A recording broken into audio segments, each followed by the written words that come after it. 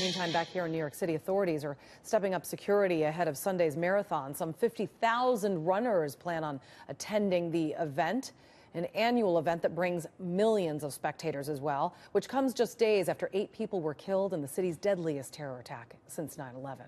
And now the suspect's sister is speaking out, reportedly saying her brother wanted to come home to Uzbekistan, but never actually spoke badly of the U.S. Brian Yanis is live in Lower Manhattan with more. He's been covering the story all week long. And Brian, the investigation goes on as New Yorkers continue to pay their respects for the victims. Good evening, Julie. That's right. We are here at the scene like we have been all week, where there has been a memorial with 8 crosses for the 8 victims mowed down by this terrorist. Now, today was the wake for a Darren Drake. He's the 32-year-old New Jersey man who was mowed down, one of the 2 Americans killed in this attack. There were 5 Argentines that were killed and 1 Belgian. Now, Darren Drake's wake today was huge crowds. He gets buried on Monday. Now, all of this was as people all day today, bicyclists and runners, have been coming here to pay their respects. We spoke to a Jessica Kleinecht. She is the mother of 3 daughters, and she was with her husband, always going down this same bike path. She talked about having to talk to her daughters about what took place on Tuesday. It's something I wish I never had to explain to them, and unfortunately, we do. I talked to her about the victims and how they were great people, how we need to honor them by having, appreciating every day that we have here.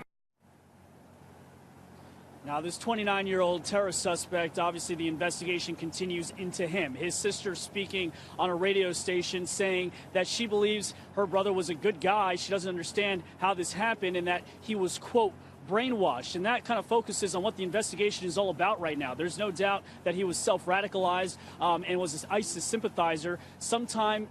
That happened sometime here while he was in the United States since 2010. Authorities also believe he acted alone, but now they're really starting to question friends and other accomplices, perhaps to see if there are any other accomplices or what people may have known about his self-radicalization, Julie. Yeah, Brian. And how does the NYPD plan on protecting the New York City Marathon tomorrow?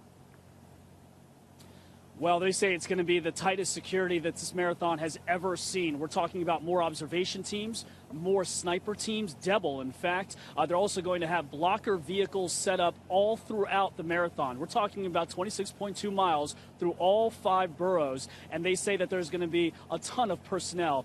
Governor Andrew Cuomo of New York spoke today.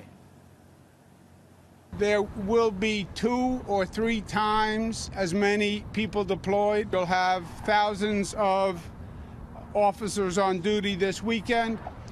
But I want to stress this is just a precautionary measure. We have no information that points to any issues. 1,000 marathon runners, 2.5 million spectators. Many of these runners will be running with a heavy heart, no doubt, with this on their minds. Julie? Brian Yanis, thank you. And of course, you'll be covering that for us tomorrow.